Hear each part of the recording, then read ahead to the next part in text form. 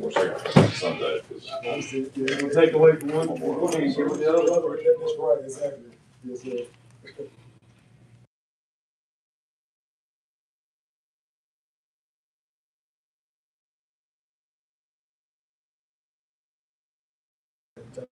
I really.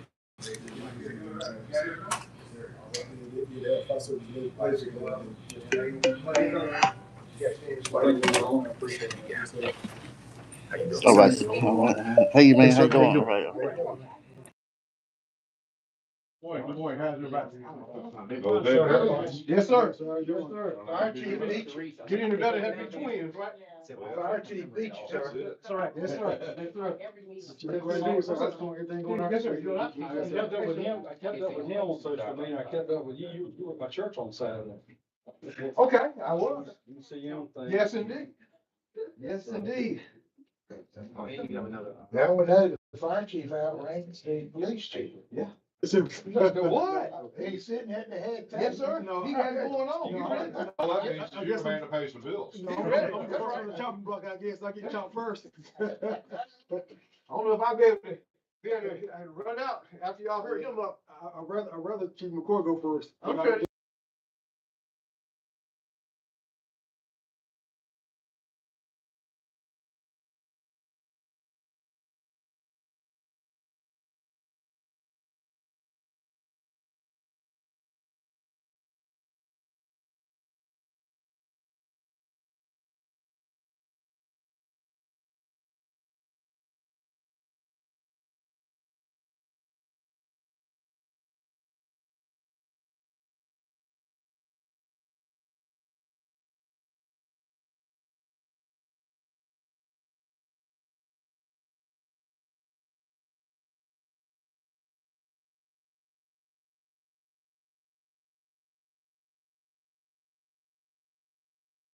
Tea is better for you. Yeah, I used to drink nothing but tea. Not, but yes, not sweet tea. Not sweet. I don't drink tea. Very good. I used to eat all the time, and then, my wife said, you was. And so I'm now on water so I can make up for my calories. Yes, sir. So you eat ice cream now, right? Sometimes you take someone to give me. Well, That's, I will tell you, that is worth not drinking tea. Really? Okay. That's why I stopped. Okay, give me some before. I don't know what giving birth is like, but.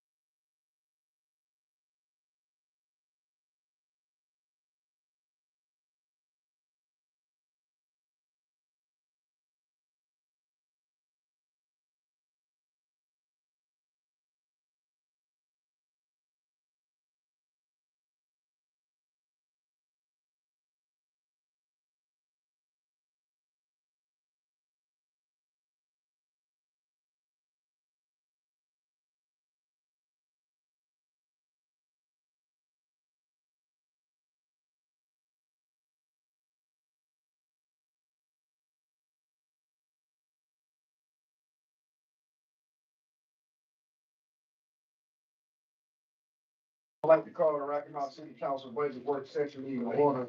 First off, I would like to welcome all the citizens and guests to the meeting. This meeting is designed as a work session for the council members to receive, review, and discuss information provided by staff. Only staff and council members are allowed to speak during this time. At this time, I will ask the city manager to proceed with this act. Thank you, Mr. Mayor Pro Tem. Before we get started, I want to make a correction to your workbook. Page 268, we were going to talk about the event center later on today. And we noticed, this morning that, most up-to-date page did not get into your books. I want you to replace page 268. I have that, hard copy for you today. That's what you passed out, Ms. Thompson.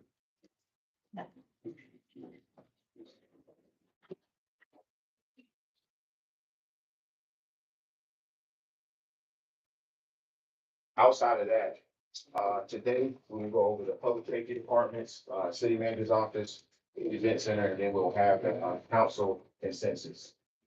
You don't have any questions for me, I'm gonna throw it over to the fire team to give an overview and we can start. Good morning, everybody. Thank you for having me, appreciate it. The Rockingham Fire Department provides service delivery for the citizens of Rockingham through, emergency response, technical rescue, emergency medical, training and certification, code enforcement, and public education.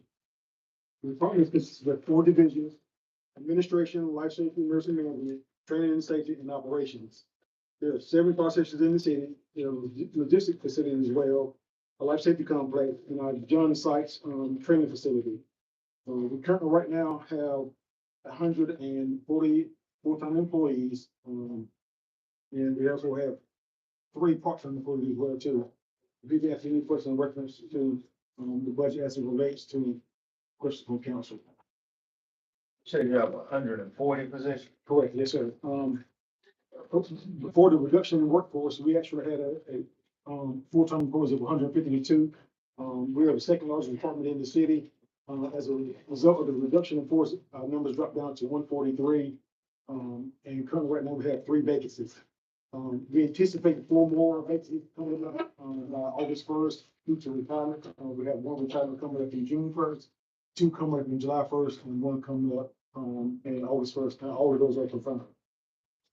And so those 3 vacancies that you do have, those are just entry firefighter positions? Yes, sir, that is correct. And one of them is also for a DC, battalion chief vacancy as well too. Okay. And so, Chief, our book shows 152 proposed positions. correct. That was before the reduction in workforce. But it's being proposed in the 27 budget. Are we gonna have that, or are you operating with 146 maybe? Operating currently, current staff now after the after the reduction in workforce is 143. So there were 9 positions frozen as a result of the reduction in workforce. So basically, he's not losing any employees. During the RIF, we, reduced staff, but we didn't want to, for the positions that are frozen, we're unfreezing those. So, and the word frozen was used day before yesterday, which I'll have a further conversation later about that, but when you mention the word frozen, are those frozen positions top salaries included in the total salaries for the department? In the budget. Yes, They are included. yes, but they're not. It depends on, we have some that are vacant, that are still funded, and then we have some that are not funded. What I'm saying for here, they are basically budgeted, but not, filled. But the positions are authorized. So they're authorized positions, funded, but not filled. I'm gonna say it a different way. Is the expense included in the budget for the non-frozen positions that we're looking at these numbers? Yes, Okay, got it. But how about the frozen positions, of the expense budget? it's budgeted, correct. But he's not authorized to hire for them at the current moment. We're hoping that it's a savings, but for emergency response for police and fire, remember, we kept them, they were one of the ones that didn't have any major reductions. I don't wanna get off tangent, but business and collection services, there were 22 positions. Maybe we'll talk about that once they're finished, but I'm just perplexed about the word furniture. And some of those were eliminated, but we can go into detail once we get to that.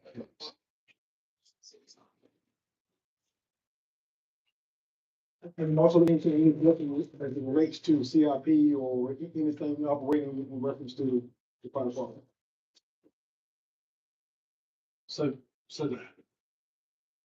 I know the answer, I'm pretty sure, just confirming, the biggest, reduction for the fire department, the capital outlay. That is correct. So that's why fire department is the largest, reduction in the general fund. That's right. That's correct. And, how are you on your equipment? I mean, actually, just, we obviously we're deferring, we'd like to purchase equipment mutually. You know, while we can't, whatever it is there anything that, see how I word this, but you deferring things that, would not have an impact on life and safety.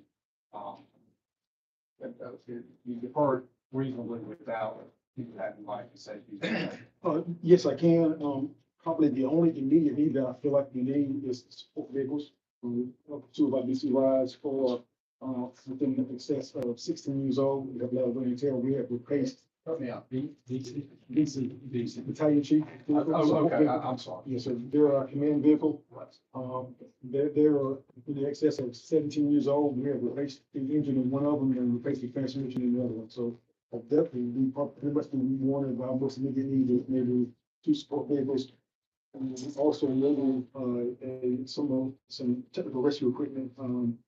Our department has a class 1 super rescue team, and we're required by state to maintain the equipment. When they're being deployed to these water rescue events, and those boats or those water apparatus are very durable. And we have a couple of them that we've had for the past 10, 15 years that took quite a few abuse and damage, and they're in need of replacement. So support vehicles and rescue equipment, you haven't got expensive, that's a good guesstimate. Yes, so to outfit a support vehicle will roughly cost us about $80,000, and that's purchasing the vehicle as well as outfit with all the command equipment as well too. And Is that per vehicle or per dog? It's per vehicle. So you're under 60,000 there, and then on the rescue equipment, And the rescue equipment was roughly probably about $50,000. 50. Yes, sir. So you're saying that $210,000,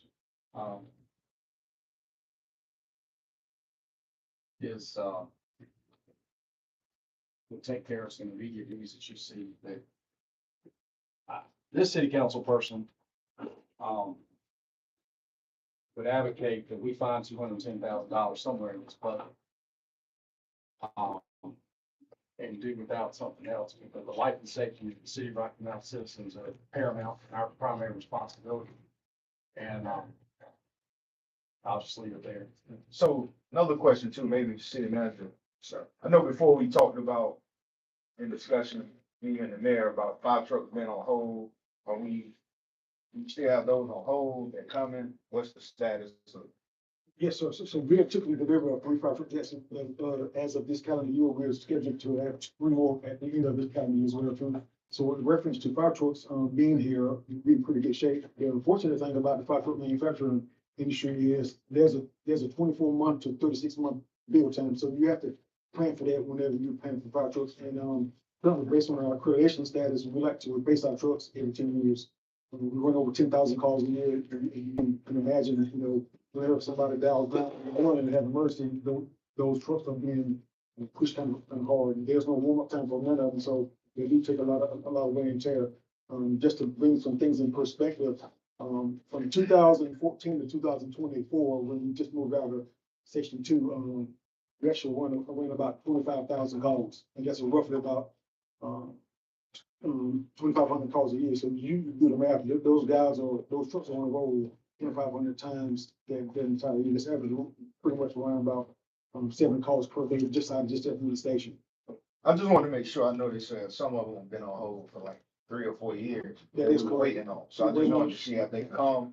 Could we pivot, do something different? I just wanted to ask those questions. Well, we're pretty much at liberty of the manufacturer, because all manufacturers out there, the lead time is, for all of them, are pretty much 24 to 36 months. So that's why we try to plan ahead, trying to order them a little earlier. Okay. And we, our finance department, so we, develop a schedule when those things are, those apparatus are actually coming in. Thank you. Has money been allocated already, or can you help us, Ms. Bobby, to explain what we're doing with these major purchases? I can. It's really, there's always been a lag in a time when you order a truck and not. But it used to be, or more around the 18-month, 12 to, depending on the size of the truck, 12 to 18 months. Now, if I'm correct, it's been over 3 years Correct. since we've ordered these trucks. And very little work has been, at least on one of them, very little work has been done on it. So it's, there's still probably another 2 years. One of the trucks in particular I'm having in mind, it'll probably be another 2 years before we have them. So, the money has been allocated, the POs, the purchase orders are there to purchase them. We have had some issues where, the financing, when we do tax exempt financing, it's only good for a certain amount of time. And so we've had financings, already hit that amount of time, and the trucks have had to come out of financing. And we've had to use the funds for, other things that were already on our CIP, or to use the funds to, pay down the balance. So it's, the chief had described it correctly, but it's really to the point of, it's causing us financial issues as far as, keeping up with, we've got these purchase orders out there, and they may have, changed years every year, but, they were budgeted years ago at this point. And, but that is where we are right The cab and chassis, haven't they been paid for or not? now. I know one of them that we, asked about, getting out of it, just, because of the, amount of money, and that it was no longer, it could be within the financing that was used for it. All that had been done was $70,000 of engineering. But the cab and chassis has not been acquired. At that point, I don't know if Chief has had any more updates. Yes, so, Councilman Harris, so the vendors that we deal with, the cab and chassis get all on the same facility. They don't order the cab and chassis in, so these are considered to be a one source vendor. And just like, Ms. Bobby said, we pay upfront for the engineering fees and all the drawings and things of that nature. And then, of course, we have to get in line with other, fire departments, which there are over 27,000 fire departments in the country that get in reference to, getting on the scene and getting it built. How is the used market for, fire trucks? Is there a used market? So the used market is there, but by the time, we actually get those apparatus, the apparatus pretty much have already been ran hard, pretty to death. They all have booked miles and hours on them. Currently right now, we try to keep our trucks for the most part. The older ones that we get, put them in reserve, because we do have breakdowns of new ones as well too. Currently right now, we have apparatus in service right now with 130,000 miles, and we just bought them in 2008. We never leave out still. Yeah, I would say from, you were referring to the used market, typically at city our size, we wouldn't be purchasing used equipment. However, with regard to the fire apparatus, but we would sell it to some of the smaller jurisdictions. So once we, ended our life cycle with it, some of the smaller jurisdictions with much smaller budgets, they'll take some from us. I know you was talking the other day about some, trucks and things that we're gonna put on the market that wasn't used. Is there any opportunities like that in other municipalities? Yeah, all of our, heavy equipment like that, we will put on, at auction. So for across all departments, for Parks and Rec, public works, fire, police, everything that we have, once it's, into this life cycle with us, we put on auction. I know you saw about a new concrete truck, right, that Yes. we haven't used. I was just wondering, is there any opportunities like that in other municipalities that we can find a fire truck similar to how you're gonna put this new concrete? We're saying, can we find a new fire truck essentially on the On the market. On I golf, mean, on someone, like golf, yeah, I mean, whatever it is. no one would think that they could find a new concrete truck, but you're putting one out there, correct? Yeah, well, typically with fire trucks, they are built to spec based on that jurisdiction. I got you. And so it would be, highly unlikely to find a brand new fire truck on. Got it. And regarding, Ms. Spiker, I want to ask you, regarding the interest rate, when you said it's coming out of financing and you have to, refinance it, are we fixed at an interest rate or what is that? That financing doesn't, I mean, we borrowed money, say we borrowed money for 4 trucks and only 3 of them came in within the, I don't remember, 36 months or however long that, money is good for. It's, if that financing, I mean, there's no renegotiation with that financing. It was set based on the day it was done. Mhm. So the only things we can do is substitute what we're borrowing. And we have done that once since I've been here, because there was already something else in the capital program that city council had already approved. And from a cash funding to a debt funding, so you put that in the collateral pool instead, or we can, go ahead, and we can use the money to pay the loan to pay down the principal. And, So basically it gives us a lower amount of loan. and so pretty much even if we don't have a truck, we still paying for the truck. We're paying debt, we're Yeah. paying debt, sir, yes.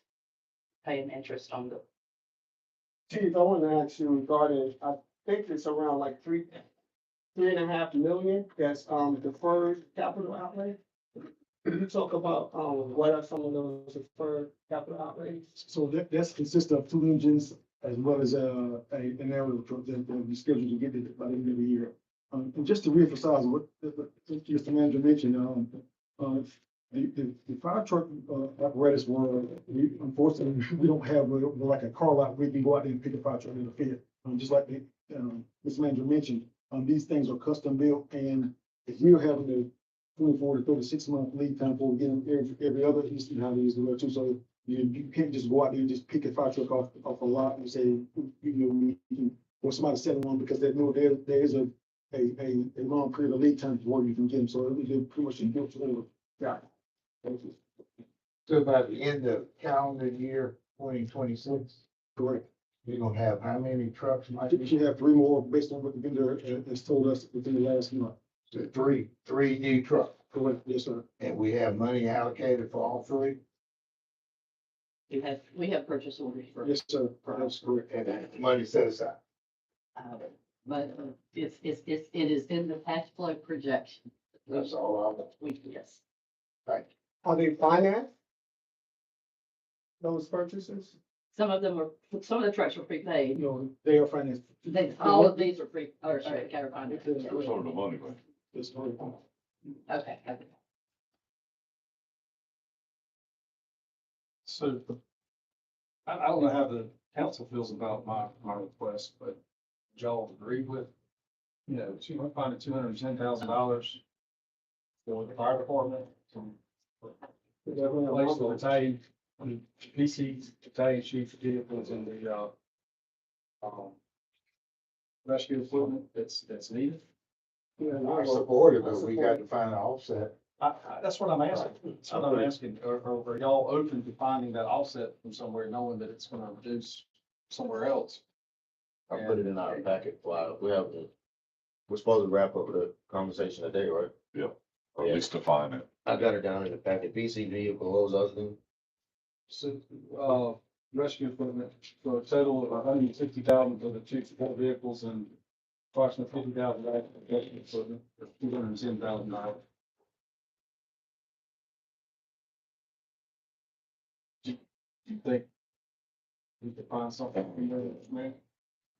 I do. I mean, at the end of one part of the agenda today is the council concessions, consensus part.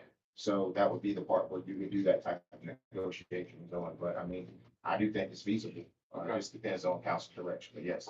Okay.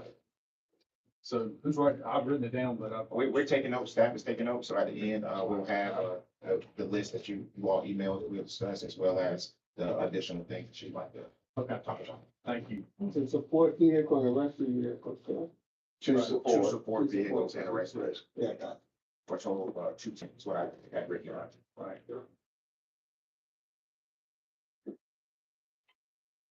If there are no further questions for, the fire department, we'll move right on to the police department. Thank you. Thank you. And the police can be found on page, 129.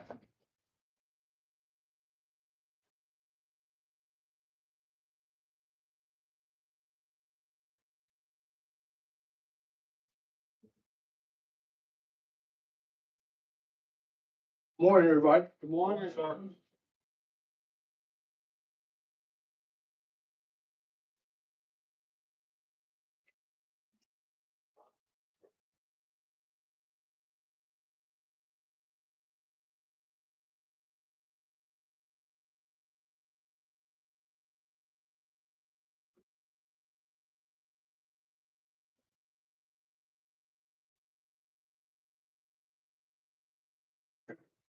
All right.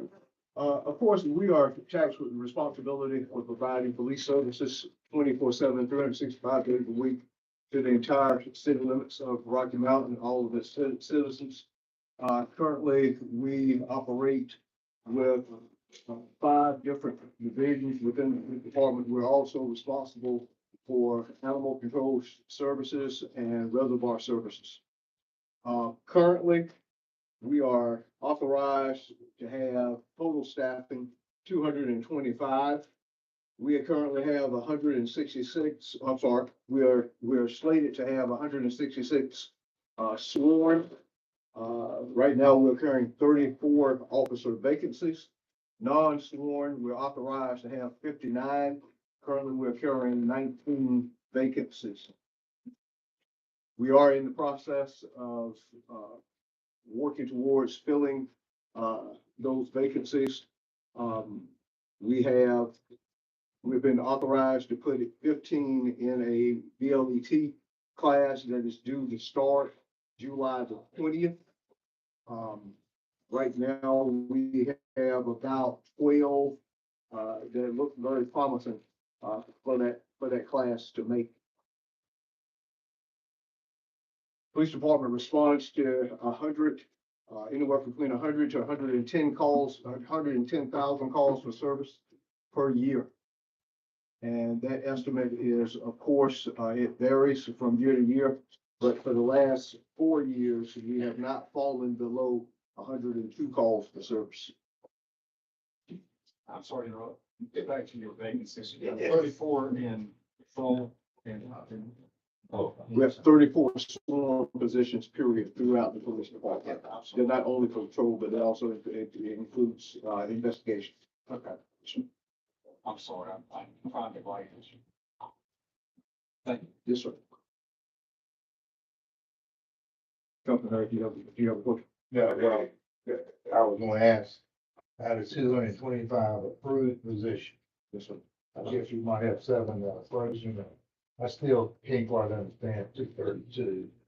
Yeah, so, I'll try to explain it a little bit. So 232 is the amount of positions that they had authorized and they have budgeted for. When we freeze a position, that position is authorized, but it's a savings to the city because we're not actually, hiring for that position.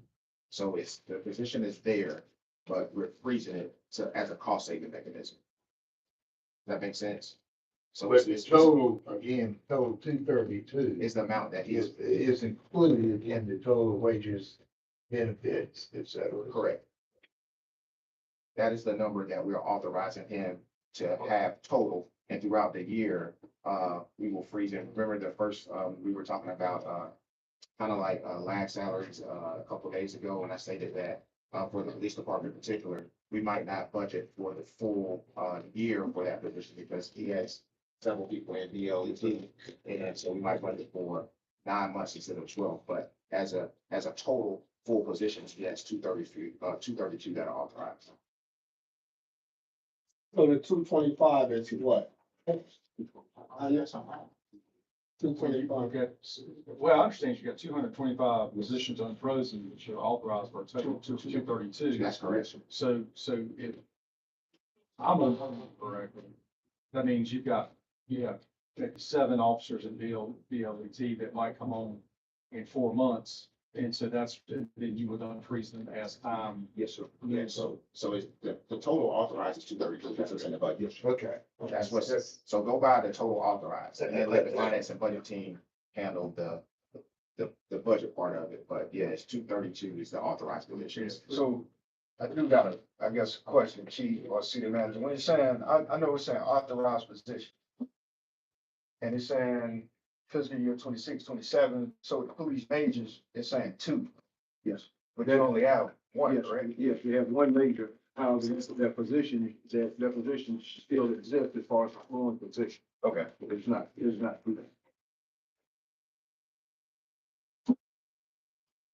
Moving down to, major projects, initiatives, and capital investments, we have none, planned, at this time. Our priority right now is to fill these vacancies, as quickly as we possibly can. Any service impacts? Right now, we are staying, consistent with our response times to priority 1 calls for service, and those response times are under 3.5 minutes. And we're certainly proud of that. And that is a very, very formidable focal point for us moving forward. Any efficiencies, cost savings measures, or budget reductions. We've done a number of things concerning cost savings, to include, we have postponed signing bonuses for new hires, eval increases, for pay for performance. We have also, eliminated night differential pay, and we have scaled back on, taking clothing allowance from everyone other than, 9 investigators in our CID division. We also changed the operational schedule for our animal shelter to be more efficient with the staff that we had there. And that is working out extremely well. Yes, sir. About major project. Tell me, are we a partnership with the housing authority? I know they want to do something like a substation. Where are we still? Yeah, well, of course, we've been in a partnership, with the housing authority for more than 30 years. However, they have offered up a, location, of one of their properties, to serve as, they're calling it a substation, but that label is truly, non-correct. Because anytime you have a police substation, that property should be occupied and manned 24/7. And we are not in the, position at this time to do that. The housing authority has, been gracious, to offer up that property to us with all of the upgrades to the property that would need to be made before we take occupancy of it. And we will be taking occupancy to do reports, to do interviews of residences that live in the area, for officers to, respond from time to time, depending on what type of special operations was being run. But that property would not be a full-fledged and dedicated, substation. The one that's in the train station, what are we talking about? Yes, that station currently houses our traffic unit, and our traffic unit, deploys out of that station, every day. We have 5 members of the traffic unit that are responsible for, 60% of all of our traffic enforcement and, accident investigation and accident reconstruction. So is this open from 9 to 5 or is it 24/7? or- It's predominantly, a 10-hour operation, because their times, will vary depending on what type of, events they have going on. But that office is not manned 24 hours a day. It's not a substation, just. It is not a substation, no, sir.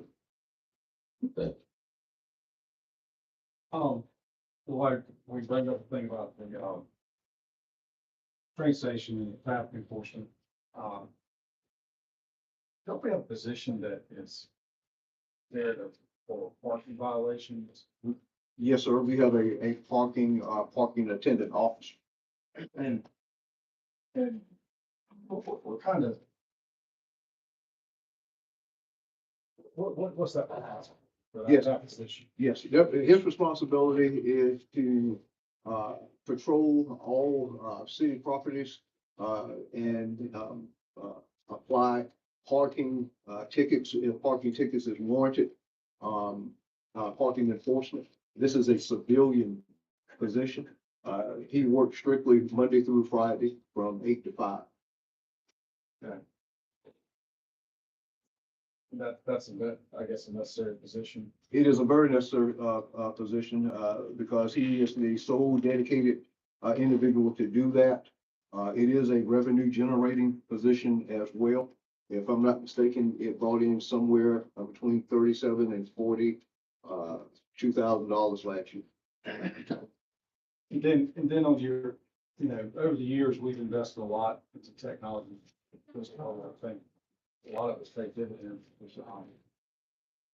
Are we still investing in that? Are we still keeping up to that technology? Have you had to let some of it go or? Yes, sir. We are still, keeping up with the technology. We have been, able to, do upgrades as the upgrades were necessary to, that equipment. Technology today, in this field is crucial. Now I'll talk about certain things such as our shot spotter technology, our flock cameras, our LPRs that are around the city. That technology has helped us tremendously solve, numerous crimes, as well as prevented numerous crimes from happening. And the manager's office has been, extremely, attentive to what our needs, are concerning keeping up with technology, because we cannot afford to lag behind as the agency, did several years ago.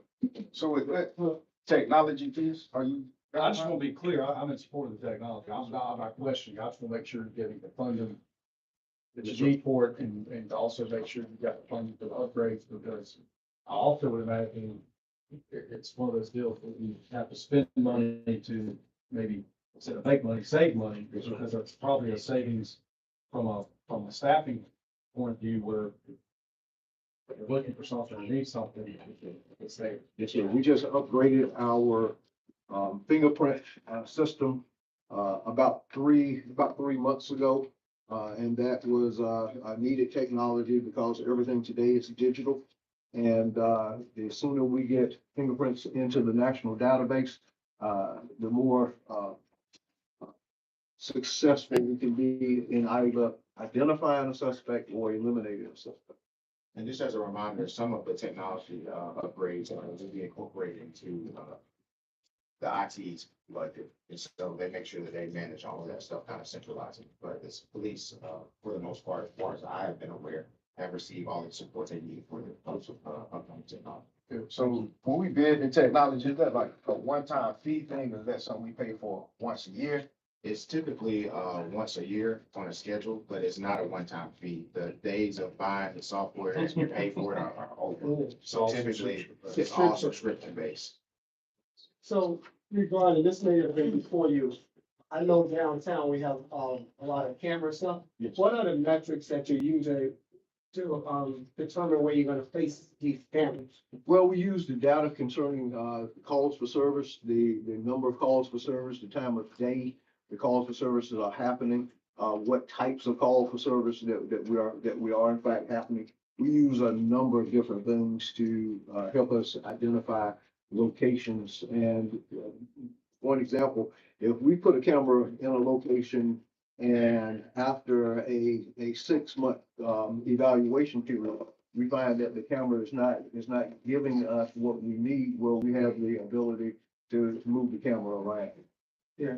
So, I don't know if you're at liberty to discuss it, but we can all can tell, but how many, farm cameras currently do we have deployed? Restate that, please. How many cameras do we currently have deployed throughout the city? I don't know if that's, our intel, but. Yes, I would rather not say, Okay. but they're numerous. I will say that. Okay, and I identified hotspots. Yes. What would it take, I don't know if you've done the numbers, Mhm. to, get more cameras in the identify hotspots? I know I talked to you about, some areas, Yes. I will tell you, how we thought cameras are needed. So in this budget, how can we put in this budget, or if you already have in this budget, for more cameras in these hotspots? Well, upgrades in technology, is always, always a good thing. And like I said before, we use, many different metrics to identify areas that may need, some type of camera surveillance. And, at the current time, we are still evaluating, what we're doing concerning the cameras. We don't have any areas at this time that is identified that is crucial to, camera deployment. We need more citizen involvement, than we do camera input at this time. We need folks to talk to us about what's going on in their communities. Chief, couple of questions. One, underneath your office, I'm on page 133. I do not recall what this information was in previous, but separation allowance is 600,000. Yes, sir. Would you explain what that is, please, sir? Separation allowances come when there is a officer that has retired. And that is a mandate that, that the city has to pay. And it is police. To pay what? To the, It's difference in retirement until they, reach a certain age. So if an officer retires at like 52 or 50, then we have to pay that separation allowance until they reach, 62. And that's just for law enforcement officers. Well, thank you. I knew there was a legitimate answer, but I just don't recall. Listen, who you paying to, the retirement fund or Yeah. the state retirement? State fund? retirement fund, Okay. and there's been several, lobbies intent to get the same thing for the fire department as well. So we have our eyes on that, but that hasn't occurred yet. So if a police officer retires here and goes somewhere else later, maybe 2 years down the road, is that reversed back to us at some point, or is it just? It doesn't reverse back. If they are actively employed, then they wouldn't be receiving their separation pay. However, if someone Well, goes if to I like, left you and if I left you 2 or 3 years later, I'd say, well, I kind of want to get back in the game, and I don't know, show up. then you stop paying separation on, so that Okay, happens. then we stop paying it, so that, okay. Because they will be full-time employed, but what I was going to say prior to that is that what organizations, what a lot of officers do across the state is say you work for a local government, and you get the separation allowance, then you retire from local government and then potentially work for the state government. And you can continue to quote unquote double dip. Okay. All right. I went down the wrong path. and that's- yes, sir. Code enforcement is totally different. I get a lot of calls about code enforcement. Yes, sir. The second number of calls I get, running red lights. Okay. Running red lights, especially 2 or 3 intersections that we would see. That was very controversial. But have we thought about red light cameras again? I know pros and cons, et cetera, et cetera. But you know, you can have a full-time policeman at Sunset and Winstead, and you can probably make a buku of money chasing and writing tickets for running that stop line. I see it all the time. I get calls on it. I think the state legislator, changed on that. It I'm not did. sure, but It I don't did, think that's but- legal, so. Yeah. But, The red light cameras is not an option Okay, that's any fine. longer. I'm asking for the public. Yes, sir. Because I keep asking that question. How about, veteran, I know you're vacancies and we got crime all over. But by golly, We try to focus our attention on identified areas of certainly immediate danger concerning traffic issues all around the city. Yeah. And from time to time, we will focus on a number of different intersections in order to deploy personnel. But unfortunately, We can't be everywhere all the time. And, the traffic unit that I made reference to, earlier, they do an awesome job, in enforcing, traffic laws. And sometimes, Calvin, we get a call from a citizen that they are certainly, concerned with someone who has run the stoplight. But that concern sometimes is, exacerbated because they were the person that almost ended up in the accident. And so we understand that different drivers, as far as the reason people call, that exists as well. The issue is bad regardless how you look at it, but sometimes the issue is sometimes maybe a little bit taken out of context. But there's been instances, not one, not two, but 3 cars. They're following one another, chasing one another, whatever. Multiple cars going through that intersection at Wednesday. We will try to be. Appreciate it, Chief. Thank you for your presentation. The parking violation position that you were referring to earlier, Yes, sir. and saying that it is a civilian position, does that mean that officer is not, do they not have the transferable skills to be, LEO, or, if that position is eradicated, like, can that individual be transferred over to like your patrol or another unit that you have? The answer to the question, the short answer to the question is yes. The complex answer to the question is that, if that position was transferred to, our patrol staff, the likelihood of, the enforcement, being retarded, from actual enforcement is high, because we just don't have the time or the resources because of the priority of responding to calls for service to dedicate, allotted time for enforcement, because, the majority of those types of enforcement calls for follow-up, investigation. We put a sticker on a vehicle that is, out of code, and we got 7 days to follow up on it. Well, we're gonna rotate through each of our, through 2 of our shifts, patrol shifts, to get to that 7 days. And so that time, it's not gonna be the same officer that's gonna be looking at the situation.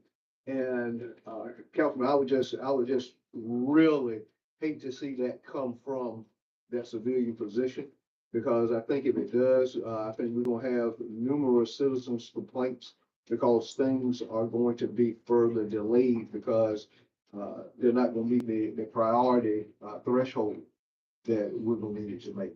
Gotcha. So this is, it's not just for traffic tickets, it's for code enforcement. Yes, sir. It's for, okay, gotcha. I wanna revisit, what we was talking about regarding, I respect what you said about see something, say something, but you know, as good as me, there's no snitching, and a lot of people in these neighborhoods, they see things and they don't wanna say things because they fear for their safety. But, how can we recommend or have a study, implemented for cameras in certain areas? Because I get my constituents telling me, you know, if a camera, you'll feel safer if a camera was there. And I know in some of these hot spots, I would love to see if we can get cameras here. So what's the process, procedure that we can, ask for a study? Yeah, well, like I said before, we use the data that we have concerning the types of calls for service, the time of day of the calls for service, the area of the calls for service. And we use those matrix to help us decide if there is a need for a camera to be put up in a residential area. I just want to make sure that this is clear. The cameras that are close to residential areas are business connected. We don't have any cameras that are cameras dedicated in any residential areas alone. So have, those business cameras over the last years or since you came back to your tenure, have they helped you solve your Tremendous, investigation? tremendously. So cameras has been very useful. Yes. Okay. And then I want to talk about, engagement and community outreach. I know that you was doing a lot of that, like crime and prevention initiatives and things like that. So in this budget, what are you putting aside for, community outreach, youth engagement, violent, interruption, and things like that, with the neighborhood policing? We have a, community engagement allotment, a budget line. See that right there? Hold on. While we are trying to locate the actual amount for the community engagement, let me just start talking about things that we are doing. We do,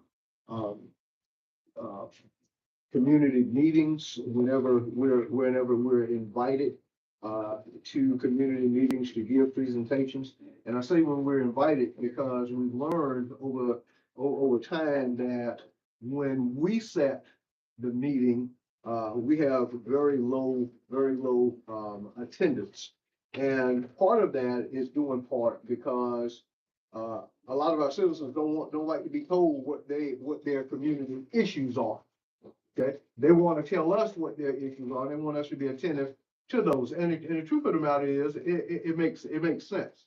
We're also in the planning stages to do a junior police academy, sometimes in July, where we will have anywhere between 10 and 15 local youth participate in a week junior police academy, where they'll be exposed to basic police operations, the things that we can and can't do and why.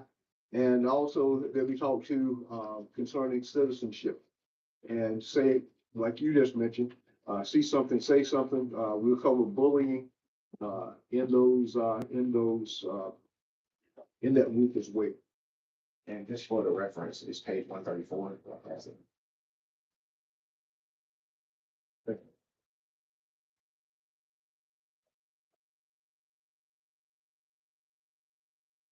Chief, is there anything we could do to, help your department be more successful? What would you say would be a need, or any needs that you may need? Yes, sir. And thank you for that, Councilman. We need all the help we can get in our recruitment efforts that we currently have underway. We need everybody to understand that recruitment is all of our responsibility, not just the police department, because every citizen wants to be safe, and we want every citizen to be safe. However, it's going to take everybody helping us get staffing up to where we need staffing to be. We really need to have our incentives brought back, and the manager has talked about a time frame for that happening, and we're grateful. But when we lost certain incentives, it also affected our ability to adequately recruit, because this market today, ladies and gentlemen, is extremely competitive. And we are still competitive from the perspective of salary. Okay, however, we lost some of our competitiveness when we had to take away some of the incentives due to some budget issues. So anything along those lines would greatly help us be better. Mr. Manager, do we already have a cost for what that looks like? Well, not specific for the police department, but I think across citywide, we're getting include area increasing across the board. I think it's a little bit north of maybe 1.2, 1.3, budget finance. That's across the board. About 1.3 across the board, for our annual merit increases that were previously implemented, as well as cost of living adjustments. That just varies on if you're gonna do it for the full year or for half of the fiscal year. And then for the police department specifically, they used to have like a sign-on bonus, as well as I think you mentioned like clothing allowances across the board. And one thing that we still allow is to take on vehicle. We still have that, but monetary across the board, we froze most of those vendors. So what do you think, we can do as far as this budget that can help you with your recruitment? Well, like I already said, the sooner we can get, some of those initiatives back, the better our recruitment effort will be because we will make ourselves more competitive. That is, extremely, valuable, because this generation of officer that we are appealing to today, they want what they want, when they want it. And the truth of the matter is, we have got to be in tune with what that looks like. And we got to be in tune with what our competitors around the state, as well as in our, close proximity, what they're doing. And like the manager already referenced, we do have a modified take-home, vehicle program that has helped us tremendously. But the incentives matter. And what I wouldn't say caution, I would just have a little brief history lesson. If you recall, just a few years ago, when we did something just for the police, we got the fire chief sitting over here quiet, but just understand that they're going to be speaking up too. So if we're looking at any type of increases, my recommendation would be to do it across the board, citywide, and not just one department or division. I didn't see on that page when you said one, I believe 34. Did it have for community outreach on, did it have a line item? Yes. Yes. Where is it? It's community engagement. Community. Yes, sir. Right here under supplies, police, community engagement. Okay, so that's $10,000. Yes, yes, sir. And Okay, previously it was 20, but we had to make cuts. okay. Cause I was just hoping well, my question was gonna be, cause I've been to some of your outreach, you did something on Branch, you did something on Branch Street, back in the days, there's coffee with a cop and things like that. We're gonna be cutting, like the summer youth program when the Parks Department was in here the other day. I was hoping that in this budget, there'd be some things that you could do that could pick up and provide some more, community outreach or some engagements, and I appreciate you talking about the youth program that you're doing. But is there anything that the police can do that can, help with some of the programs that's being cut or engaged the community a little more? Well, one thing that we have, concerning our, police athletics league, that is still, up and running. And because there's very, minimal cost to that concerning, man hours is concerned. And we engage in, softball, basketball, and, baseball. And those things are still viable, within the community. We have had to limit, participation because the more participants we have, the more officers I need to actually, manage the program. But however, we're still affecting anywhere between, 15 and 20 youth in either one of those sports. So that's a very positive thing going forward. And the one thing that I would say, regardless of what department it is going to be a cost associated with it. So the fact that Sorex can do it, if police to do it, then you're gonna shift the costs over to police. Understood, but I know police has the highest budget of that 25 million, so I was just wondering, in that budget, did it have any? No, they have the highest budget because they have the highest personnel. I'm not complaining about the budget, I was just wondering, was it some outreach, because I've seen them before do some outreach. Yep. Officers work several events or beyond just patrolling. And at one time, officers were, I know it's something's going on there. It's required, especially if it's not a city event or something, that officers are paid via the police, department. So they're compensated. Are there any requirements for officers to work, quote unquote, comp time? Yes, sir. At events? Yes, sir. In order to, better manage, our overtime, currently, we are utilizing comp time, for, compensation, and we're closely monitoring, how much comp time an officer, occurs, so that that won't put us in a dangerous position there. But yes, sir, it is. Can you give me examples of where we're asking for work comp time? For an example, if, officers are, asked to go to, they'll use the festival in Nashville that we just did. They asked for additional officers for us to help them, and we supplied 5 officers. They needed them for 10 hours. I paid 5 hours to each officer overtime, and the other 5 hours was comp time. So I have experience with having been being required to have officers at that event.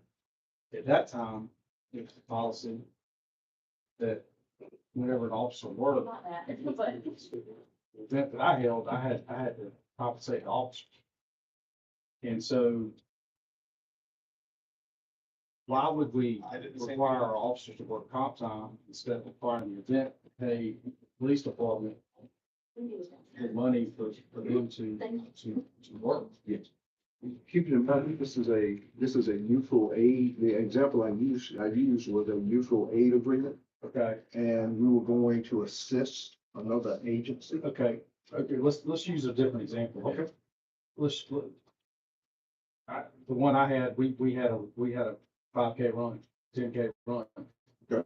And we had, in any intersection, the city requires a sworn police officer at that intersection. So, or a festival, or anything that might be happening within the city of Rocky Mount, that a private entity puts on. But we requiring our officers to work comp time for that event. Yes, and some we are.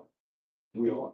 And because a lot of, well, some of those situations, certainly we want to maintain a good relationship, with our community partners. And when there is very minimal, expenditure of officer time, certainly we make compensation to do that. But we just need to, if we were going to charge everybody, every event that is held, because an officer is needed to in a intersection, we are putting ourselves in a very perplexing situation concerning, community partnership. I'm not saying we can't charge. I'm just saying that is a decision that needs to be heavily thought about. I hear you, but I'm coming from the perspective of the officers who've had a lot taken from them. And, I would like for us to consider requiring outside organizations that use our officers. I don't think it's too much to ask. I know, again, I give the example of 1 to 5 years. And I'm sure there's other examples. I don't think it's too much to ask, because I think we're asking a lot of officers, and you're already having enough difficulty retaining officers. And I don't know how the officers feel about it. I've had some feel about it. So I think we need, I would love for y'all to get, because it's a non-budgeted item. If we're getting reimbursed, or I guess it adds to the budget. We're having revenue coming in and expenses going out. But I don't know to the extent that you're talking about a comp time. I think that's something this council needs to be aware of. And I'm, as Councilman Blackwell said the other day, there's a difference between us managing and then also providing oversight. I don't want to get into that, but I do think this kind of falls into something we certainly need to be aware of. And so, Mr. Manager, I'm requesting we can get a report on what's going to require of officers. You know, number of officers, the amount of time, you know, and the number of events. I would say, and I don't know exactly the details of chief, that particular event, but there are instances where organizations pay. But I also say it's within council's authority to create a policy. And that's what So we can't create it until we have the information. Yeah, so I can provide whatever information you have, and y'all can create a policy, which we can then. And my understanding of the current policy is that it's not mandated, it's optional, whether you have comp time or overtime, and then for budgetary reasons. I think the police chief is trying to manage it from. And I appreciate, don't think that I'm trying to look after our officers and the department, because I don't, it's a concern, I'll just leave it at that. TJ.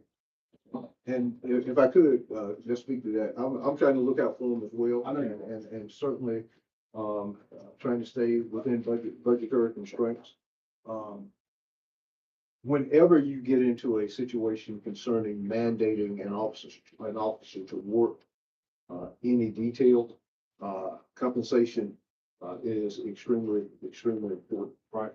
Our officers, have been extremely understanding, dealing with everything that we are dealing with today as a city at large. We're doing everything that we can do to retain, the officers that we have. Sure. And I don't mind telling you, I took 2 resignations yesterday. And so when I tell you we are doing everything possible to retain them, we are. I know. And again, I'm speaking directly to the competitiveness of our area and of the industry of law enforcement. We don't have a line standing out the door waiting to get in. No agency does. However, some agencies are better positioned because of some financial footing at this time that we don't have. So please keep that in mind. I will start that. And I do appreciate everything that you and everyone does. So please don't take it as criticism. Chief, are we still using, third-party vendors for our officers that have to work like our nightclubs and activities that are, basically those, I wouldn't say after hours, but, when we have nightclubs and when we have events where you get paid also, are we still using a third-party vendor? Yes, sir, we are. Okay. Yes, sir, we And are. is that beneficial or is it? Well, it's beneficial for a couple of different reasons. One reason is that it adds another layer of security and protection to the officer from the perspective of insurance, whenever they're going through this vendor. And it helps to alleviate some of it off of the city. Because whenever I sign off on a secondary employment form for an officer to work, I sign off on that form and the city has liability because that officer is representing him or herself, okay, as an agent that the city of Rocky Mount. So yes, it is. The other thing that does, Councilman, that vendor can charge the business whatever fee that we don't have anything to do with. And for an example, if the officer is going to be paid $50 an hour, that vendor is probably charging the business $80 to $90 an hour in order to compensate themselves and to pay the insurance that covers the officer. The other thing it does, it relieves because all officers don't want to work part-time jobs. Okay, they just don't for whatever reasons. And when we have businesses call and ask for officers to work, only thing we can do is put it out there for them, and they may or may not get anybody to do it.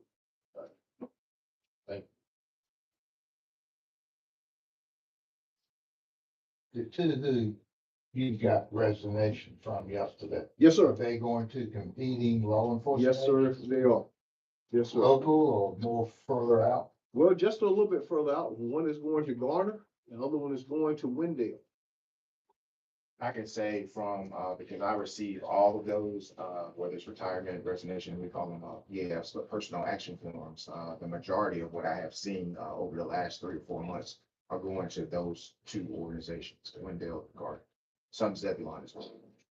So within, I would say 45 minutes to an hour drive range. And that's typically the case with all our positions. Yeah.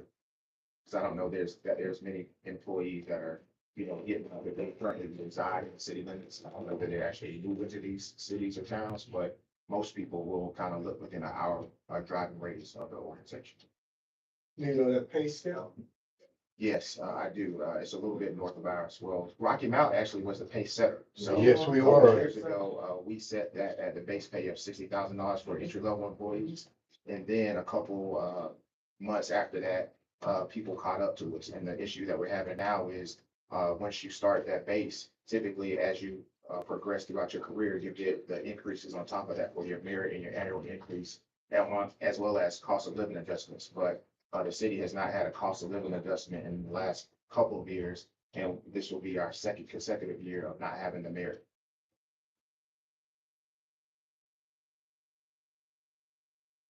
And you said in the last COLA was when? At least 2 years ago, because initially we had planned, I think it was in January of this past year. But due to the financial situation, we were not able to implement that. So it's been at least two years. You have a rough ball estimate of what that is, the total? Well, it depends on what amount is awarded. I think we had 2% the previous year.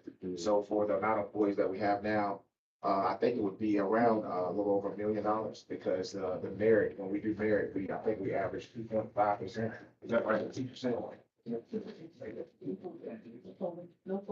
Oh, yeah, there it is right here. Gotcha. Yeah, so about 1.2. We also remember we changed the policy for longevity, but even now, that's not included even at the revised policy. And the 401k doesn't impact the sworn law enforcement officers. They still get their 401k, but the general population does not.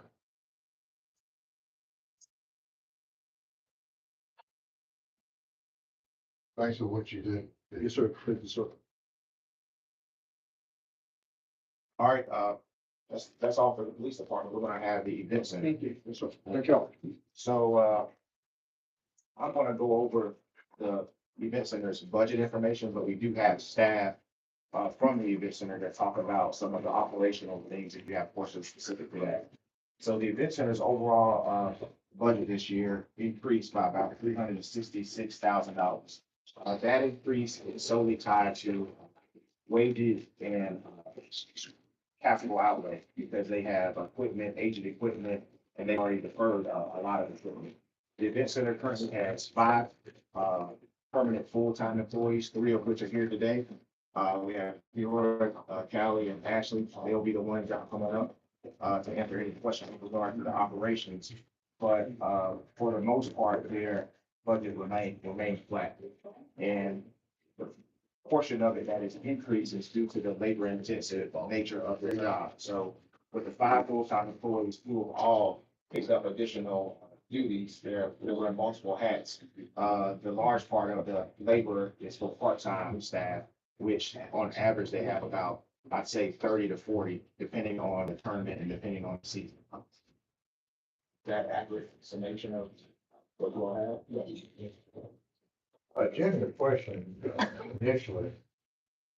Getting back to the revenue portion, we're projecting about $200,000 less in revenue.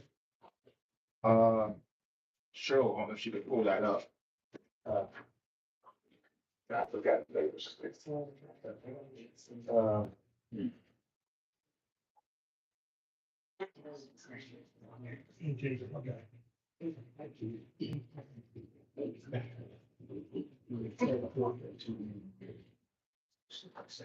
Where's the actual operation revenue?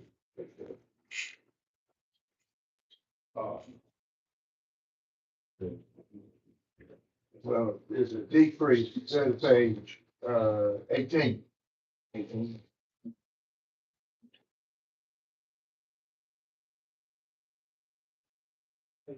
But that's the revenue portion. And the revenue of $2,376,000. Revised 26. It's 236,000. Less than the proposed 2,140,000. And I think that's based off of the actuals It's, of, it's, it's based on fiscal 25 actuals. So it looks, like it is just. well, page 18. So. And the purpose here was, we've been overestimating our revenues. So for fiscal 20, for this year, we primarily based, our revenues on the actuals for the year, the audit has been completed. And it is slightly, lower than that, $18,000 lower than that. But,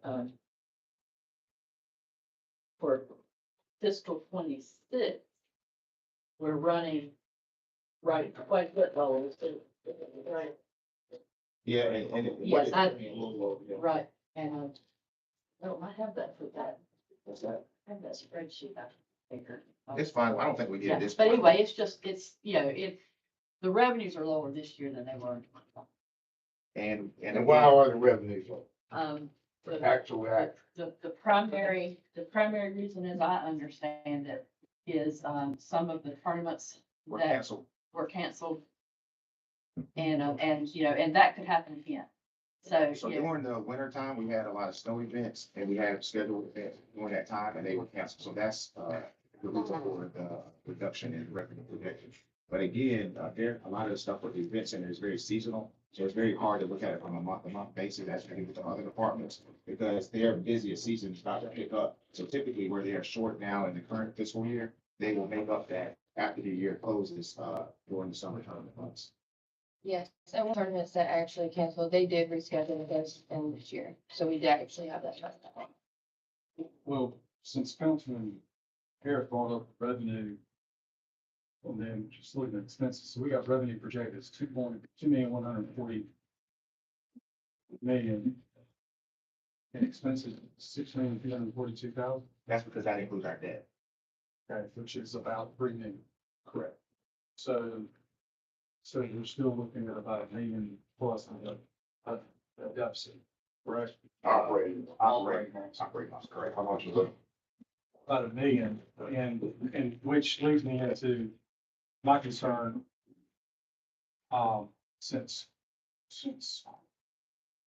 the inception, we've averaged about a $1.1 million operating loss, not including principal and interest, which is again about 3 million. And it's actually going to go up about 3.3 million. So from a cash flow perspective, just since inception, and that's not including 25 or 26, just in operations, that's about $8 million that we've had in deficit. You add the other, so we're 2 million this year where we are, I think. And last year was $1 million, so we're about, it's about $11 million in operating loss that we've had at the event center since inception. I don't have since inception Well, numbers. here's where I'm going with it. We need to get this thing to where it's not, no, we're gonna have principal and interest. We know that. Pro forma, when we were looking at doing this, had us going to an operating profit, in year 4. And the most we were supposed to lose was gonna be,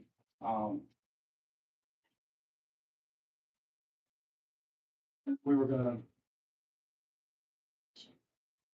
about $872,000 a year. First 3 years, we're gonna lose $1.8 million. And then year 4, we're gonna start going to a operating, we're not at a loss. So, and I know the performance is just a projection, but the point I'm making is we're in a cash flow crisis. And the event center is sucking cash out of this city. And we needed to turn around. I mean, you can't sugarcoat it any more than that. I mean, 24 is a $2 million loss. And this, Bobby, where are we right now? Because I don't have those figures for this 2025, where we're currently, waiting for our numbers from the auditor. Where were we on that? Yeah, you can go ahead. And while you're going on, I would state that, the event center staff are implementing additional revenue enhancements. They'll be offering, less free community events. They will be increasing their fees for different bookings, as well as, changing the operations for the family entertainment system. Family entertainment center overall. And just looking to, reduce a lot of the flexibility that they've had in the past with regard to offering discounts. And I think there will be adjustments to more market rate for our tournaments, for, individual community events within the city. And so I know that they will be adjusting some of those things on their side. But again, they can't do anything about the debt that has already been issued. But with regard to the cash flow analysis, I think council was provided with that yesterday. I think it should have been included in the financial. Yeah, but I've been so focused on this budget, I haven't looked at it. Okay, so for fiscal 25, the revenues less expenditures, not including debt service, Mhm. was $1.8 million loss. Fiscal 25. And for fiscal 26 through April, it's an $850,000 loss. So what? 1.8 for the full year, and then, up until April, current year to date, about 800,000. But keep in mind, as they just stated, that, the tournaments that had postponed or canceled during the fall or during the winter have rescheduled, and they'll be picking up during the. Right. And there's always gonna be a reason for whether it's weather, but we knew this going into it, or at least the council at the time knew it going into it. But, it's, as I stated earlier, we're aware of the debt service. But we've got to close this gap to where it's not bleeding cash, the way it is. Business. It's just like we were sitting earlier, we had the, Chief Ford telling us about the two vehicles that we needed and the other stuff, that's $210,000. And each year we're bleeding at the event center on average about, $1 million. 1.5 million a year. So what can we do? And that's what we're here for. We need, I hear what you said that they're gonna put in place, but what impact is that gonna have? It really just depends on the market. One thing, I really can't speak to the inception because I was not in the city. Look, I wasn't on the city council, but we are where we are today. But what I would like to, make sure that everybody's aware is that when we talk about, I think terms of bleeding money or losing money, sucking money, whatever the case may be, the event center does do an outstanding job on economic impact for the entire region. So there are a lot of hotels that would be empty if it wasn't because of the event center, a lot of the restaurants, a lot of things downtown. So while the city is supporting them, doing a subsidization with regard to their rates, for the overall operating costs, we do the very same thing with all of our parks and recreation fees, all of our parks and recreation activities.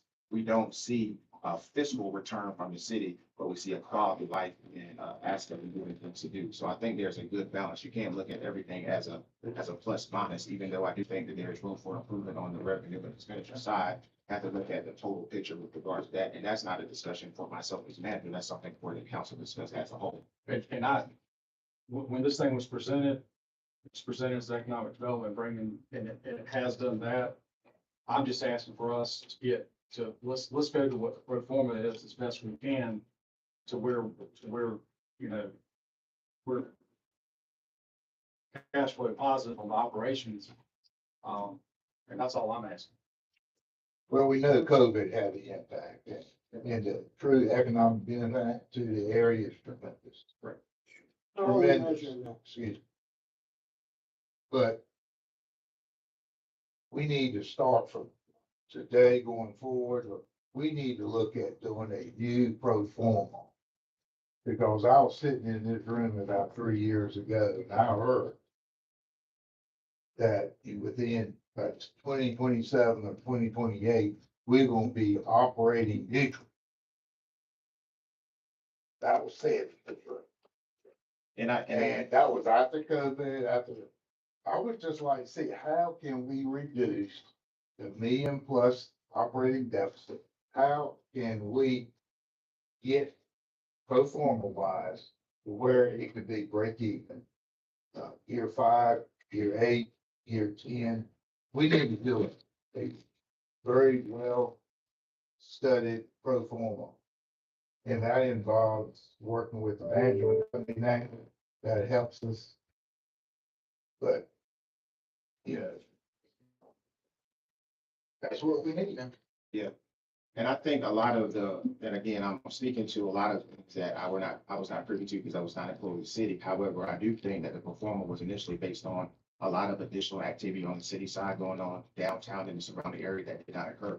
One of those things was a hotel, I think, was projected to happen, as well as some of the city investment in the downtown area, which due to a number of reasons, has not occurred and, don't foresee occurring in the near future. So I do think it would be wise for us to revisit that, do some more projections to find out what we could do on an efficiency level to make it, I guess, a little bit closer. But I will like to say that, they are making a lot of progress, from where it initially started to where we are now. If you look at our revenue trend, it is increasing in the right direction. Our expenses are continuing to go up a little bit because the building itself is aging. And there's a lot of equipment that needs to be removed. There's a lot of mandatory training for life safety. We talked about life safety earlier with that family entertainment center. The staff there have to be trained on the ropes course and different things. So as we progress, expenses across the board, across for every department continues to increase. And so we have to find a way to balance that. But I would like to applaud them for what they are doing, taking the multiple roles, doing what they can on very limited budgets. These are hard working individuals. I mean, they probably can't envision the number of hours they put in. Yeah.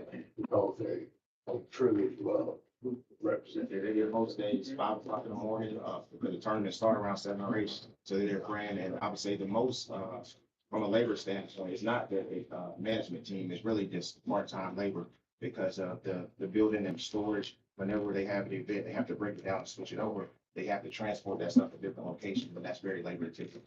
I would just like to take a piggyback off that, like, over the past 2 years, our volume and events have increased and the magnitude of events have gotten bigger. So along that comes with that needs more staff is needed, more equipment is needed. Like for example, during Christmas, we hosted over an 800 plated meal that we did for the AKAs. That took a lot of labor intensity, making sure that parking was reliable and able for everybody to utilize. And just last week, we were able to do Morehead Cane for 3 days at the same time, hosting the American Heart Association breakfast, also doing offsite catering for North Carolina Electric Cooperative, also doing Southern Bank at the same time, and getting ready for a tournament that we had basketball this past weekend at the same time too. Well, y'all, it's amazing what y'all are doing.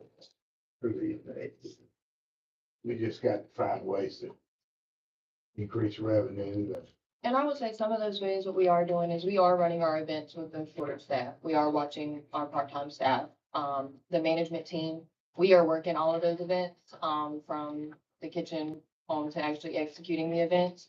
We're there for all of that, and we're kind of watching those, staffing expenses. FEC is one that I also work with as booking, and that's our game day adventure and arcade. That is a huge expense. Those games are outdated. They need repairs. The climbing walls, that's a fee in itself just so we can stay in compliance so that we can open up for the public. So those are things that we can't necessarily not do unless you all want to just close that area down completely. So what we're doing is we're working on adjusting those hours to where it's not, like you said, like causing so much of an expense. And also increasing the pricing for the birthday parties. And we're also working hard in getting sponsorships, permanent partnerships in the venue and also for some of our events like our summer camps to help cut that cost. We got a lot of community businesses that have donated and become sponsors for that, as well as our high school basketball jamboree as well. And then I'm working on the volleyball jamboree as well, getting sponsorships for that. So what's some slow months, the events of us? Like So our tournament season's from January to July. We'll host anywhere between 20 to 25 tournaments a year. What we consider our slow season is when we're not in our tournament season. It's not necessarily flow, we just shift from basically tournaments to catering. So it's more anywhere like from the August to December. September, October. Yes, so we Right. just shift from sports to catering. I think as a city, what we can do is, one, enforce code on some of our downtown buildings that are dilapidated, that are empty, that are vacant. Because what that will do is that will create a downtown that is, livable and vibrant, that will help be able to ensure that we are supporting what the event center needs to do on their side. As Callie just said, January to July, that's sports tourism, but we also have July to December where we can have more entertainment type of events. I believe that would come if we had a downtown that was compatible to the event center.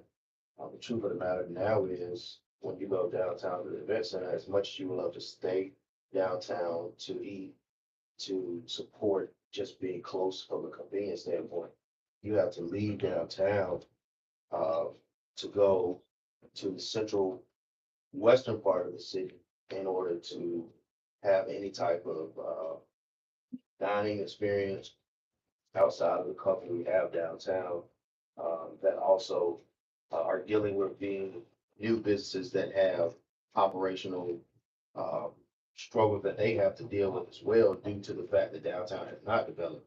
So I think for, as a city, what we can do to help support the event center, that's asked about the budget, Councilman Dawson and Harris, is look at how we can adopt, and we've been talking about this, I know before I was in the council, but adopting a downtown plan and executing on a downtown plan, that is able to help support the event center. I think that will help the operational side of the business, especially some of the slower ones, because people want to come, but if I'm a vendor and I know I've got to pay $20,000 to have a concert, but all of my tenants and all of my individuals that are supporting my event, they're not going to have the experience they need to have downtown, then it's sort of a, I can just go to Raleigh or Durham and use a closer facility and, shortly hereafter, in a couple of years, even Ronald Rapids or Weldon, as they're talking about some new development, they're talking about. So I think from a totality standpoint, from a comprehensive standpoint, we have to improve on our downtown development sort of execution of what we're doing in most important. And a lot of that starts small with enforcing code, making sure that if you have a building downtown, it is not a vacant building, but it is a building that is vibrant and is full of business so that it supports what the event center is trying to do. I think to ask the event center to produce what to me seems as miracle working numbers from just an operational standpoint is kind of it's unfair to the event center to do when the city itself, and I'm not putting that on this council because it was prior to this council, but the city itself has not properly planned for the event center to be where it is, and we have an opportunity to do that as this council. And I think that's where our focus a lot on the areas where we can attack some of that low hanging fruit to make it happen. Doesn't have to be major investments. There are small things we can do that we are in control of as a municipality that I just think we need to do and we continue to overlook. This is my 7th year on council, and for 7 years, we continue to overlook it. We continue to overlook it. So we continue to do that, but then expect this major facility of $50 million of investment to basically perform on its own. That's kind of that's kind of difficult in my opinion. And we've helped the event center in ways, year after year. We've helped in ways with the city. We've helped them directly, but the impact that we can make as far as the municipality to be able to curate downtown as a whole, I don't think we've done. Not in our best. I don't think I could add to that. I think that's a pretty good summation. What I was going to state, just from an operational standpoint, and I don't know if everybody understands, is that most of the venues throughout the state and other states similar, even though I don't think we have anything that's identical to what we have. I think what we have is very unique. They pay thousands of dollars to get the acts to come into their organization where we don't. People that come to Rocky Mount come to Rocky Mount because of the customer service that we have, because they want to be here. But if we were to make those enhancements that we're talking about, I think it would more than surpass where we are from a budgetary standpoint, because that is much needed. You go to the event center, and even some of the hours of operation, some of the businesses around are not even open during that time. So it's, like I said, people want to come here, and the event center's done a good job with increasing that customer, that patron experience. But if we were to make a heavy investment in, of course, some of the things downtown, some of the dilapidated buildings, I think it would do nothing but enhance. So I agree with you 100%. Well, like we heard earlier, from Chief, and you said it, I mean, officers and employees are not the only thing we're losing to these surrounding communities that are some of the fastest growing in the state, like Wendell here. I mean, these same communities are talking about building a similar facility with more amenities that they watched us sort of learn through. And so, we're gonna have competitive communities surrounding us in that same close proximity, in the next few years. So that's another thing I mean, we can talk about what we need to do, or we can watch people around us surpass us. As you stated, that we're losing workforce too. And as we heard Chief earlier say, we're losing officers too. The same is happening from an economic standpoint if we don't do what we need to do as a city and control what we can control on the municipality side. Thank you all for being here. Okay, yeah, so when the $3 million debt service, when we first initiated, did we put a tax? Did we charge a tax to cover that? The property, Additional there's tax. a 2-cent property tax increase back in 2017. I wasn't here. I was a citizen, not on council. I think it was like special obligation bond. I know Cheryl wasn't here either, but yeah, I don't. But it was 2 cents. So that 2 cents supposed to be covering, the $3 million in debt service for the event center. Is that correct? Because So so did we- brings up 570 something current. There's $3 million debt payment. Right? 3 million, not 3 million, it's a little over 3 About $1 million. million of it is principal, about $2 million of it is interest, right? I don't know where the balance. I have 3,064,000. Does that sound about right? So. Yeah, and I will say that staff was directed to look at ways that, and I think it actually came from Rob. We wanted staff to evaluate if we could restructure the debt. And so we did put that out for bid. We actually did get 2 responses, one from Capital One and another from PNC. And what we uncovered, and I stated this at the local government commission meeting, but what it would eventually do in short terms is that it would increase the length of the loan for additional 5 years, but it would also increase the amount that we owe for about $6 million. So because of those 2 things, we did not feel like it was in the best interest of the city at the time.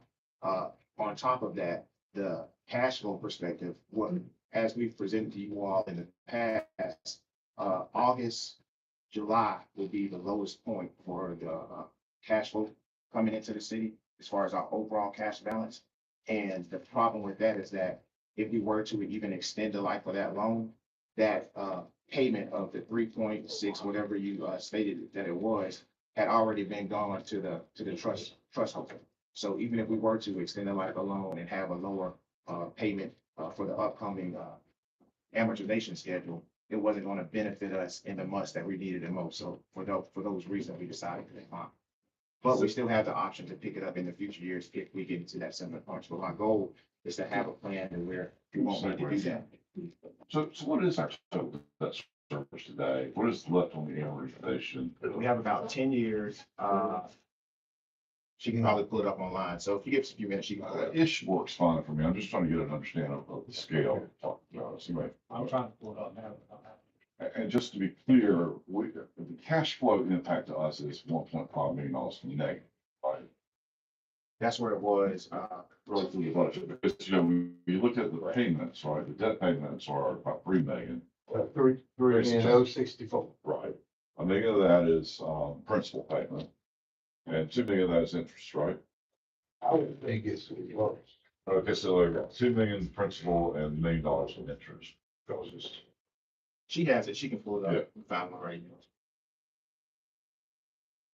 And while she's pulling that up, so we didn't have any tax to support that. We didn't put any special, am I hearing you right? There was a heads and beds tax too, I think, yeah. That we didn't create a tax to cover our debts. Not the, I mean, again, I was not here, Mhm. to full that, but I do know that there was, some type of, obligation bond that was taken up and it had been 2%, 2 cent, added, but again, I wasn't here during that time.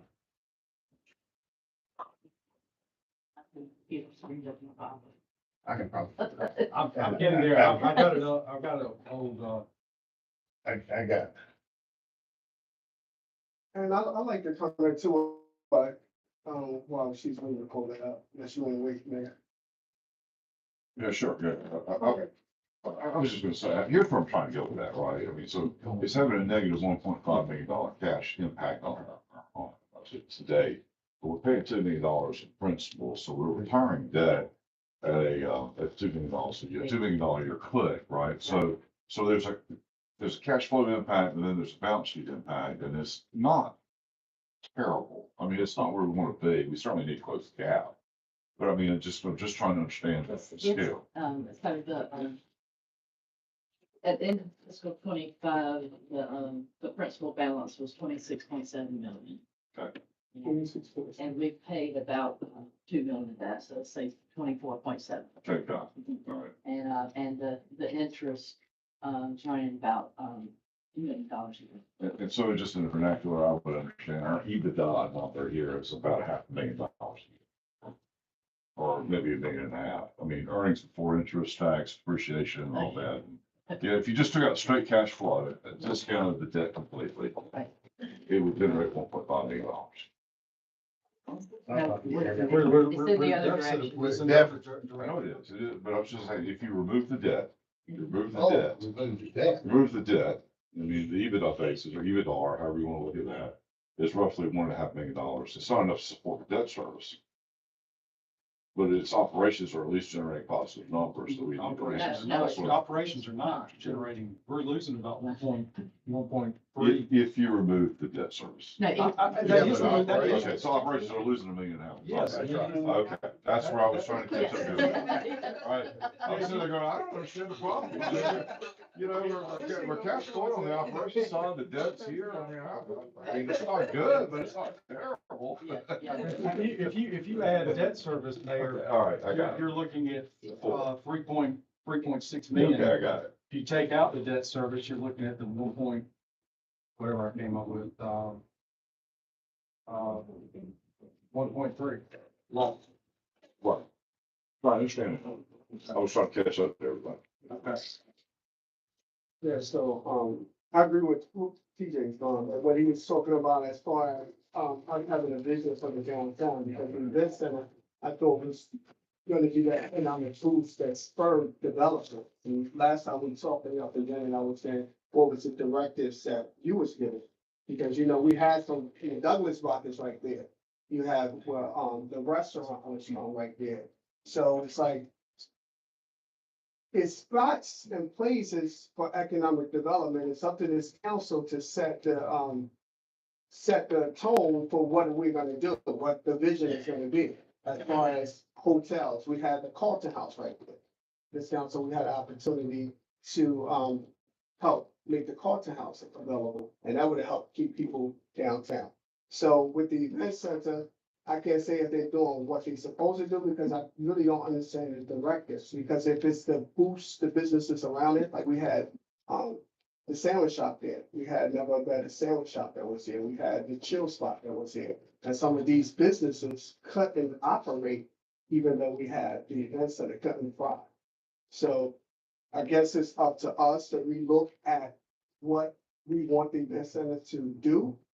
You know, look at the contract that we currently have, because, I redlined that contract, the SFM contract that's currently we have with the event center. I think we can look at that. I'm glad to hear that you're saying that you're looking at sponsorships, because I thought that was one of the things that we was gonna be looking at, in title sponsorships for the event center. But just, I think this council, we gotta stay on top of how can we make it more as efficient as possible, and how can we help it grow downtown? Because it's like the sandwich shop. they were selling coffee and they was doing that thing. If the event center director says to make as much money as possible, then it's cool if the event center starts selling coffee and things like that. But private industry is probably not gonna be able to compete with the event center. So with them having synergy and working together, and I think a little more of that could help with the downtown businesses. And we look at contracts, agreements, and having the event center come into the CAL meeting and presenting, what is going on, so the council can really stay on top of it. Yeah, I mean, I think they've agreed to do that. They've answered the call every time council has asked them to come. I think we'll get on a more regular basis, about every quarter at a minimum. With regard to competition, I can push back a little bit there. If you go to any major city and you have event center, there's coffee shops, restaurants all around those things. And, we're not in the business of competing with one another. Our goal is to rising tide lifts all ships. So if you go to, Lenovo, is it called Lenovo now? Yes, it is Lenovo. If you go to Chapel Hill, Ding Dong, you go to any event, you go to Charlotte, there's restaurants and all kinds of things downtown. So I don't think it's necessarily competition. I think we just have to find ways that we can work together. Right, it'll be good to have some of those businesses that did come, like the NAV, and then some of those businesses to come and tell us, so we can get real life examples from these entrepreneurs and why it didn't work, why it did work, and what do we need to do more to make it work for other businesses. I think Councilman TJ. So, you can. Oh, I'm sorry. No, you good. I didn't. No, you good. The people are coming to downtown Rocky Mount. Us as a venue, as Roger said, we need to bring in as much revenue as possible. So we're not competing with formerly NAB, but at the same time, is how on the same page are we going to be able to bring in as much revenue, but not sell items because another restaurant is doing it. So we bring the peoples up to the businesses around us to effectively go after those people. Other restaurants and things around work with us. Actually just had a meeting yesterday with Aziz yesterday. He said our guests go to their restaurant on a Saturday. Where the chill spot was at. Yeah, where the chill spot was recently located. So it's not necessarily that the event center is in a way of them getting a business. Are they going after and capturing the business? Where's the hustle to actually get the business that's coming to downtown Rocky Mount? So I guess I would ask too, a lot of those, say when formerly NABs, they reach out to you guys to, what can they do to partner with y'all when a tournament is, I get what you're saying. Right, totally. So so- it's not only on the event center too, Right. somebody else got to hustle To and get, try to get in contact with you guys too. And I think that's maybe something we can do on the city side too. You see who's available downtown to selling food, doing different things and partner with the event center, let them know this tournament's going on this weekend. This gonna be a high target area time too. I think we can do so many other things to connect dots and make it work. yeah. And then it's not only on the event. I will say that we do send out an email every week of what the Okay. tournament is gonna be. How many teams are coming in and number of expected guests. We've done that for the past 4 or 5 years. I can say, and we all can say, we know that our busiest times are Saturdays and Sundays. We have seen the downtown businesses will be open on Saturday, but will close on Sunday. And we tell them all the time, Sunday is their last day. So they have checked out of the hotels and they're just in the venue. They're just in downtown Rocky Mount. So just like now, when it's about to be hot, you will go down there and you will see them outside playing cornhole, sitting on the picnic tables. They have nowhere to go because they're with us and they've checked out and they're waiting. But our downtown businesses will be closed on Sunday, but they know the tournament is Saturday and Sunday. So it was like things like that, if they could accommodate and open on Sunday, when they know our guests are there, they can capture their audience. But yet, if we don't have this big tournament on a Wednesday, they're open on a Wednesday, but yet they may say, we don't get any business. But you gotta capture what we're trying to tell you, what we're having downtown. So if we're making that initiative and saying, hey, we have Battle on the Bull coming up, we got over 90 teams, it's gonna be close to 1,500 people downtown. This is what's gonna be from Saturday and Sunday. This is what time doors open on both days. And so they know what time they're gonna be there and when they're gonna be gone. So we do take that initiative and letting our downtown businesses know of our schedule and what's happening. I appreciate that. So I know it's just not only the event center gotta go out and always do the hustle Right. for somebody. You gotta want it for yourself. Right. So, yeah. Because we're bringing in the people.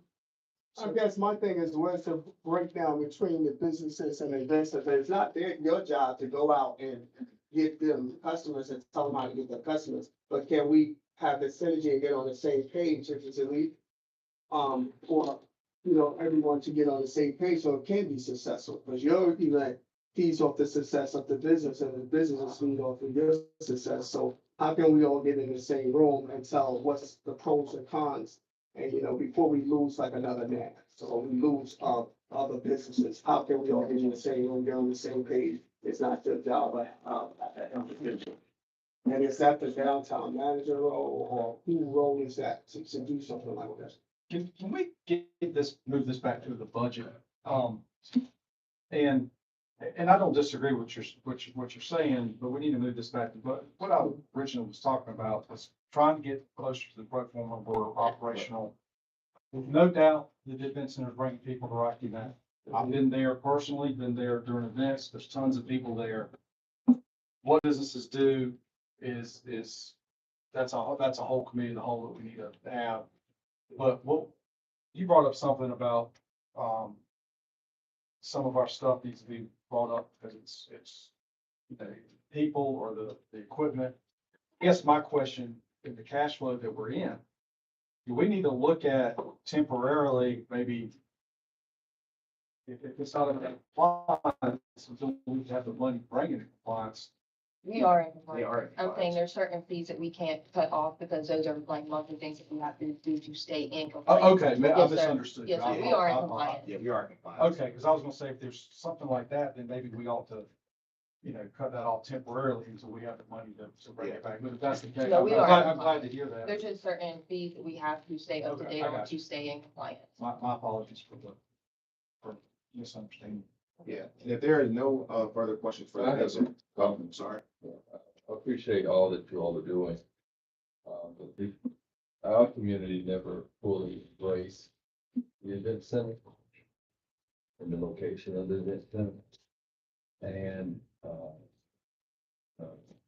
when you travel all across the country, go to major cities, we have museums, something that don't even charge, but it's an amenity for those who are coming into your city, your citizens.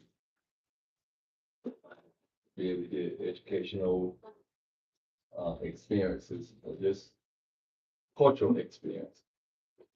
And, it was well thought out and planned because it's supposed to be an additional, hotel, other businesses, and housing surrounding. You have a lot of blight that's still in the area.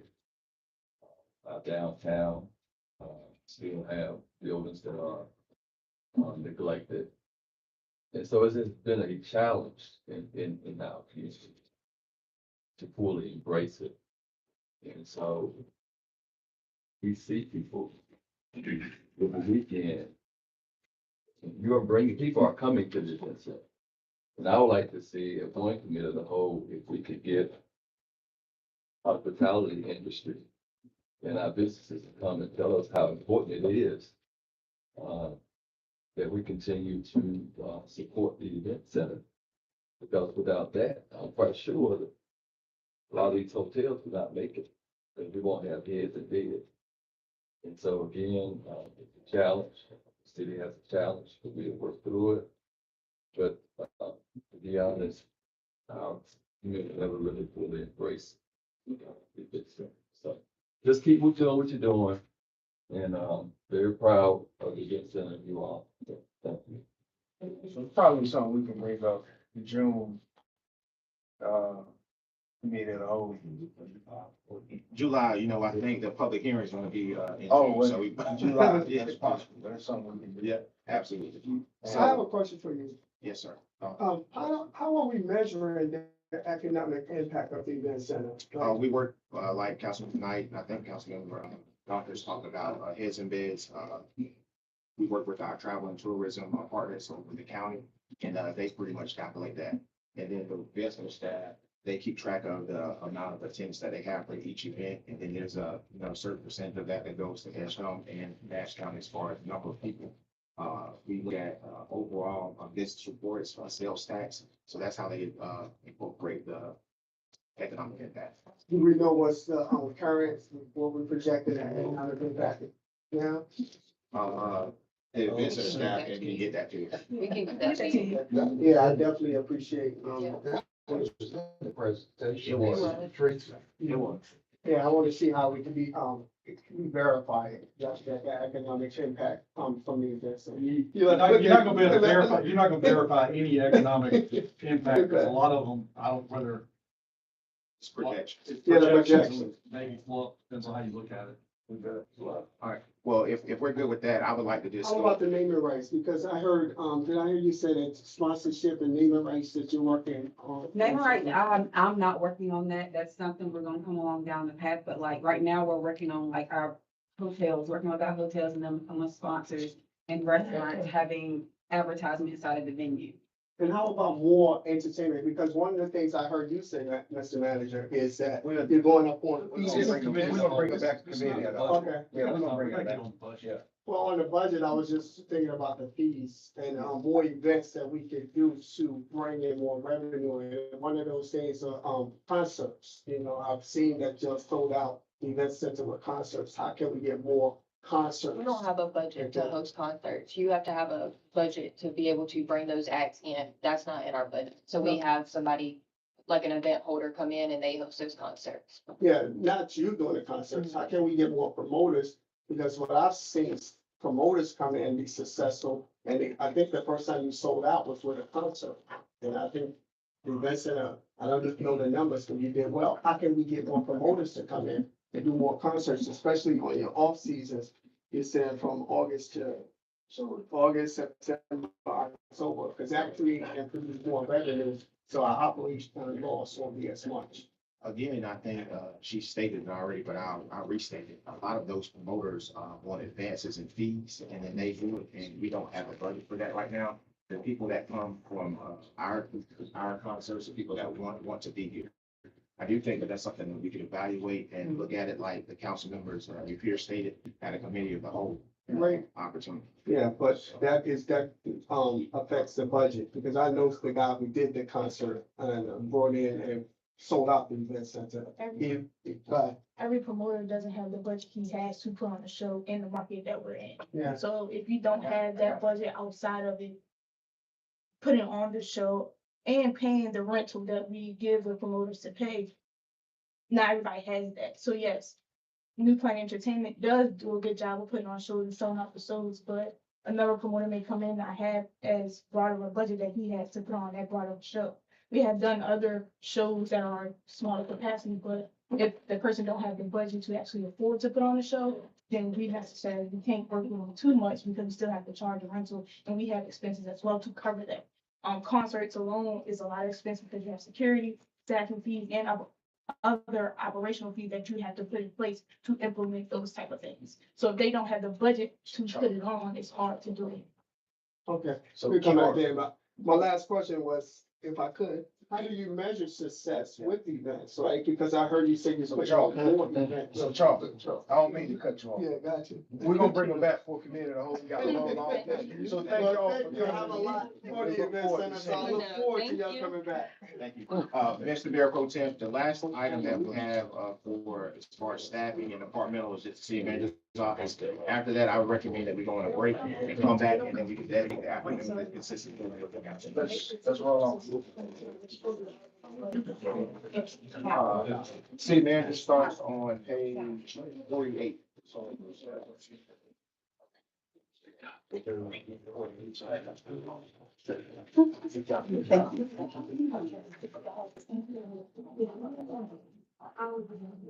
right. So the city manager's office currently operates with a revised fiscal year 26 budget of approximately $1.7 million, and that's net. The department presently includes 4 operational divisions. My specific office as administration, communications and marketing, downtown development, and internal audit. The current adopted staffing structure includes a total of 18 authorized positions across those divisions. You have 10. Page 48. Current adopted staffing structure includes a total of 18 authorized positions across those divisions that I just mentioned. 10 positions within the administration, 3 positions within communication and marketing, 3 positions in downtown development, and then 2 in internal audit. As a part of the fiscal year 27 proposed budget, I am recommending a significant restructure and reduction in personnel costs within the city manager's office. Specifically, the proposed budget includes the elimination of 10 authorized positions, which are detailed on page 49 of the budget book.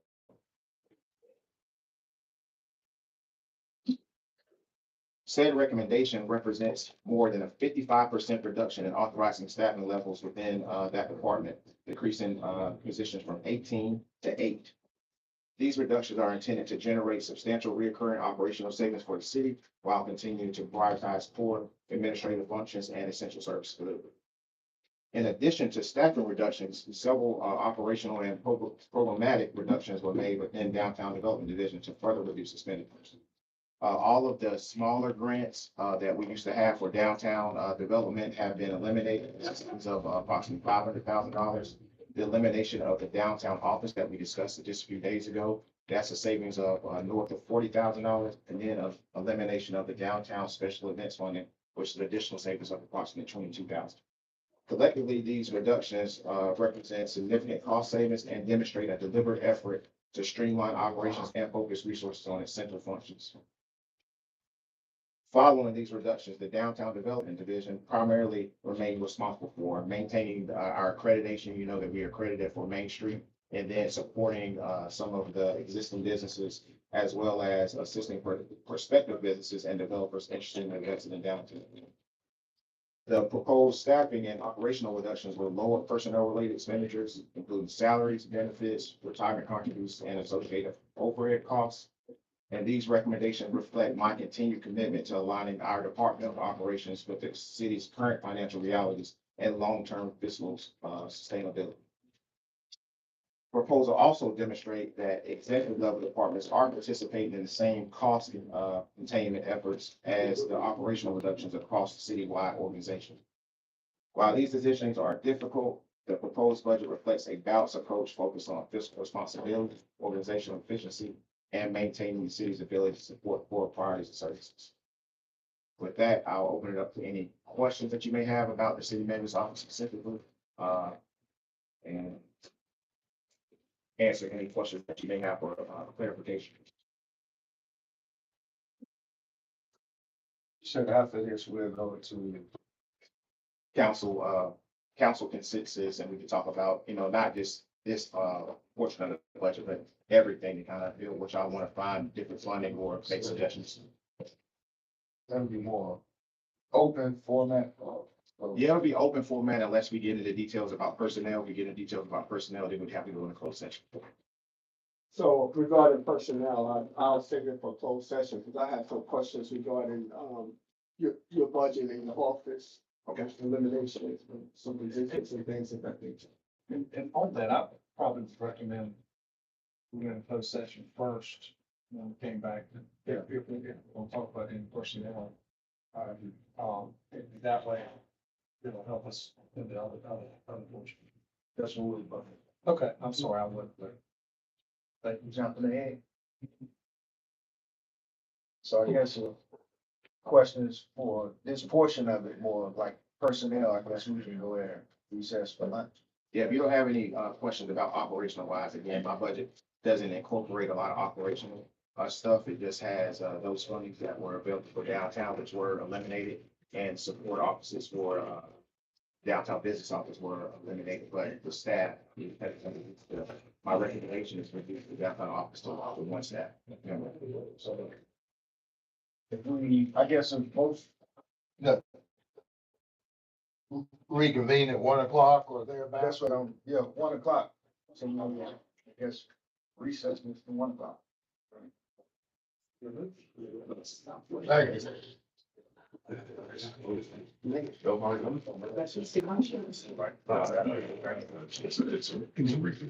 think I fit in anything from high school anymore. I'm gonna make that statement. Maybe my laws.